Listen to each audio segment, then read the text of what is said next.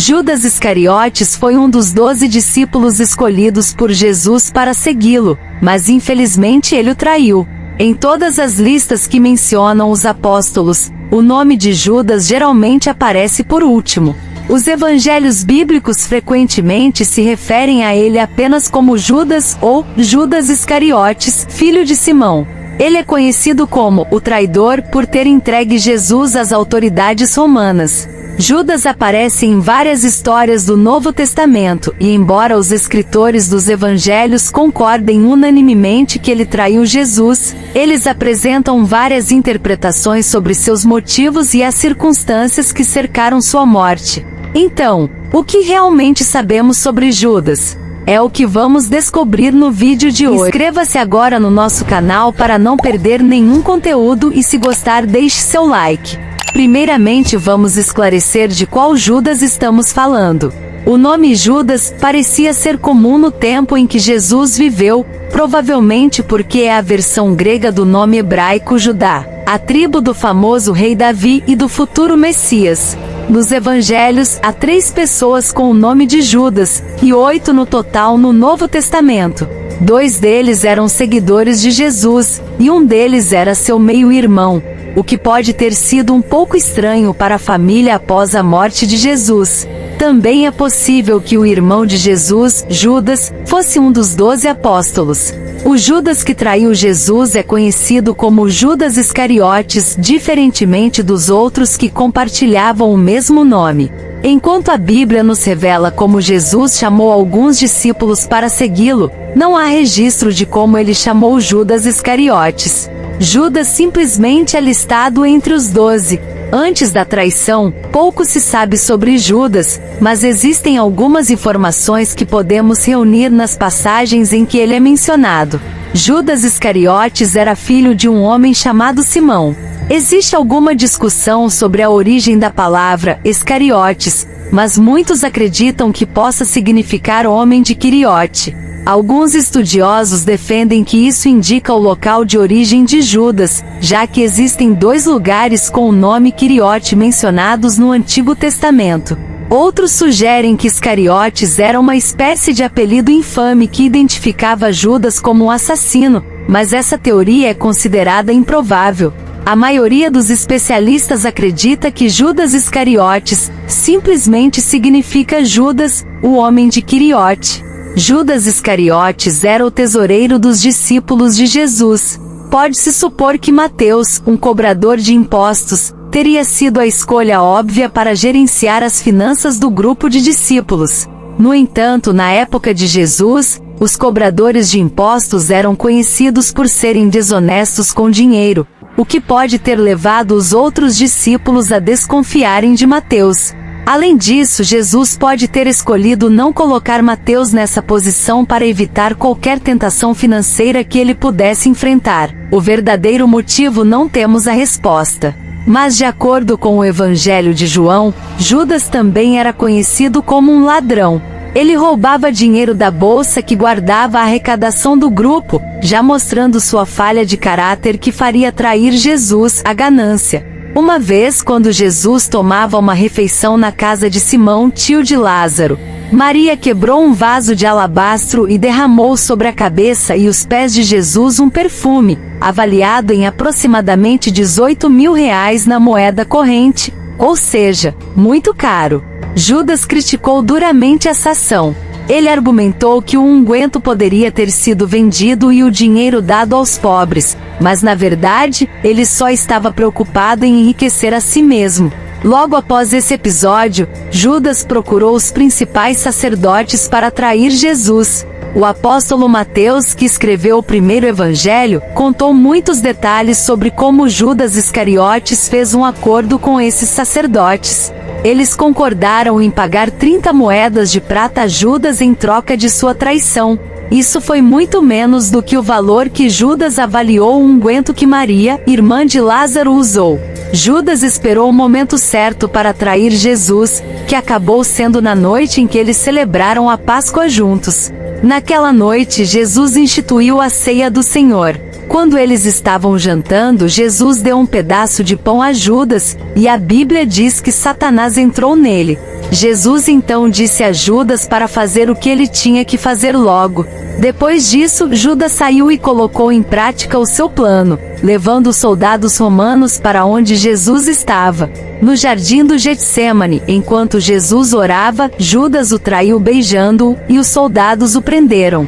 Os oponentes de Jesus estavam procurando oportunidades para prendê-lo ou matá-lo quase desde o início de seu ministério. Mas eles temiam as multidões de pessoas que seguiam Jesus. O mestre sempre escapava antes que alguém pudesse prendê-lo. João 8:58-59. No livro de Lucas capítulo 22 versículo 6. É mencionado que Judas procurou especificamente uma oportunidade para entregar Jesus quando não havia multidão. João acrescenta que Judas estava familiarizado com o jardim, porque Jesus muitas vezes se reunia lá com seus discípulos. Jesus frequentemente se retirava para a solidão para orar. E no jardim do Getsêmani, tarde da noite, afastado da segurança das multidões que o amavam, ele era especialmente vulnerável, e Judas sabia disso. Isso cumpriu profecias do Antigo Testamento que previram que alguém próximo a Jesus o trairia. Ele levou os inimigos de Jesus diretamente a ele, e por meio dessa traição, Judas desencadeou a crucificação, a ressurreição de Jesus e, finalmente, a salvação da humanidade. Mas por que Judas traiu Jesus? Depois de ver Jesus curar pessoas, expulsar demônios, comandar tempestades e perdoar pecados por 3 anos, por que Judas estaria disposto a traí-lo? Embora não seja especificado na versão de Marcos, outros evangelhos oferecem possíveis motivos que levaram Judas a trair Jesus. O primeiro motivo é o financeiro. Judas teria sido atraído pelas 30 moedas de prata oferecidas pelos principais sacerdotes em troca da traição. O segundo motivo é sobrenatural. A Bíblia afirma que Satanás entrou em Judas. Lucas 22:3, sugerindo que ele pode ter sido influenciado por forças espirituais para atrair Jesus. Isso quase parece transferir parte da culpa de Judas, talvez sugerindo que ele estava condenado à destruição, porque era mais vulnerável e disponível à influência de Satanás. Então, por que Satanás fez isso, se o sacrifício de Jesus era parte do plano de Deus para redimir a humanidade? Porque ele não sabia disso. Satanás pensou que matar Jesus arruinaria tudo. Talvez, como os judeus, Satanás pensasse que o Messias deveria restaurar o reino de Deus conquistando os poderes físicos e políticos deste mundo. Assim, matando o Messias, Satanás pensou que impediria que a restauração acontecesse. Mas a crucificação fazia parte do plano de Deus o tempo todo.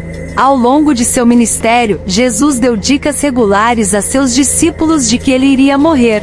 Mas durante a última ceia, os escritores dos evangelhos nos dizem que Jesus também sabia exatamente como ele iria morrer, e quem o trairia. Em alguns relatos, Jesus até descaradamente diz aos discípulos qual deles o trairia, mas de alguma forma eles não percebem. Jesus respondeu: "É aquele a quem eu der este pedaço de pão depois de mergulhá-lo no prato." Depois, molhando o pedaço de pão, deu a Judas, filho de Simão Iscariotes. Assim que Judas tomou o pão, Satanás entrou nele. Então Jesus lhe disse: "O que você está prestes a fazer, faça rapidamente." Mas ninguém na refeição entendeu porque Jesus disse isso a ele. Visto que Judas estava encarregado do dinheiro, alguns pensaram que Jesus estava lhe dizendo para comprar o que fosse necessário para a festa, ou dar algo aos pobres. João 17:21-29. Judas se arrependeu de ter traído Jesus? Uma vez que os principais sacerdotes consideraram Jesus culpado de blasfêmia e o entregaram a Pilatos, Judas mudou de ideia. Alguns debatem se Judas estava ou não arrependido, ou simplesmente lamentando sua situação, mas é claro que ele foi consumido pela culpa depois de ver as consequências de suas ações. Mateus capítulo 27 versículo 3, diz que Judas tentou e falhou em devolver as 30 moedas de prata e reconheceu abertamente o pecado de sua traição. Então Judas jogou o dinheiro no templo e foi embora. Mateus 27:5 parte A. Ele reconheceu a inocência de Jesus, mas não seu senhorio, e procurou outras maneiras de lidar com sua culpa, em vez de buscar o perdão do único que poderia libertá-lo. Mesmo depois de 3 anos testemunhando Jesus oferecer livremente esse perdão. A morte de Judas. Enquanto Mateus relata que Judas se enforcou, Lucas, no livro de Atos, descreve de forma mais gráfica que ele caiu e suas entranhas se derramaram. A sentença final sobre Judas é descrita como se desviou, para ir para o seu próprio lugar, em Atos 1:25. Esse lugar é entendido como a perdição, já que Jesus orou ao Pai dizendo que nenhum dos que ele havia dado a ele havia perecido, exceto o filho da perdição, para que se cumprisse a escritura em João 17:12. Quem substituiu Judas como apóstolo? Depois da ressurreição e ascensão de Jesus, os apóstolos se reuniram para escolher outra pessoa para tomar o lugar de Judas. Eles decidiram que deveria ser alguém que tinha acompanhado todo o ministério de Jesus e que tinha sido testemunha de sua ressurreição. Usando esses critérios, os apóstolos escolheram 2 pessoas, José Barsabás e Matias. Eles oraram e lançaram sortes e Matias foi o escolhido. Atos 1:23-26. Muito provavelmente, Judas havia assistido Jesus pregar nas sinagogas, às margens do Mar da Galileia, e seus ensinos tocavam o seu coração. Isso fez com que ele desejasse estar ao lado do Mestre. E Jesus não o repeliu. À medida que andava com Jesus, vendo o modo como ele tratava a todos, ouvindo suas palavras de amor, testemunhando seus milagres, Judas se convenceu que o ministério de Jesus era algo superior a qualquer coisa que ele já havia visto. Judas tomou seu lugar no grupo dos 12 amigos mais próximos de Jesus, e realizou um ministério evangelístico muito bem sucedido. Porém, Jesus via a batalha no coração de Judas. Quando a verdade não converte o coração, ela o endurece. Se você gostou deste vídeo e quer ficar por dentro de mais conteúdos como este, não deixe de se inscrever em nosso canal e